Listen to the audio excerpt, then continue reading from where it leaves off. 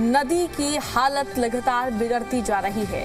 पर्यावरण विशेषज्ञों और एनजीटी ने हिंडन के हालात पर चिंता जाहिर की है। दरअसल नदी में आसपास के इलाकों की नालियों का गंदा पानी लगातार गिर रहा है और इसके अलावा कूड़ा और मरे हुए जानवरों को भी नदी में फेंके जाने से प्रदूषण और भी ज्यादा बढ़ रहा है। हालात ऐसे हो चुके हैं कि नदी के आसपास रहने वाले लोग तेज दुर्गंध और गंदगी से परेशान हैं।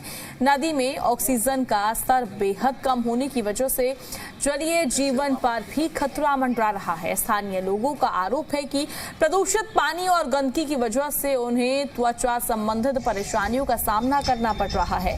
सवाल यहाँ पर यह है कि आखिर हिंडन नदी को जहरीले नाले में तब्दील होने से कब रोका जाएगा और नदी को दोबारा साफ करने के लिए जिम्मेदार एजेंसियां कब ठोस कदम उठाएंगी।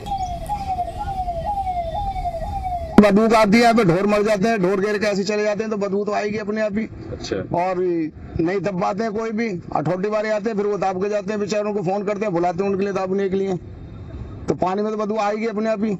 और नाले बम्बे का सबका पानी इसमें चल ही रहा। सर बीमारी की तो अभी हमारे यहाँ तो कोई आई नहीं है, लेकिन ऐसी कोई उम्मीद नहीं, हम तो ड्यूटी पर रहते हैं 24 घंटे। अच्छा। अब ये आगे ही पता नहीं साहब।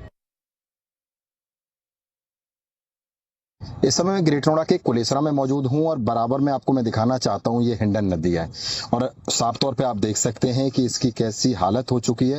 हिंडन नदी काली नदी में तब्दील हो चुकी है। इसमें इतना कूड़ा, गंदगी और यहाँ से इतनी बदबू आ रही है कि यहाँ पर लोगों का रहना भी मुश्किल हो गया है।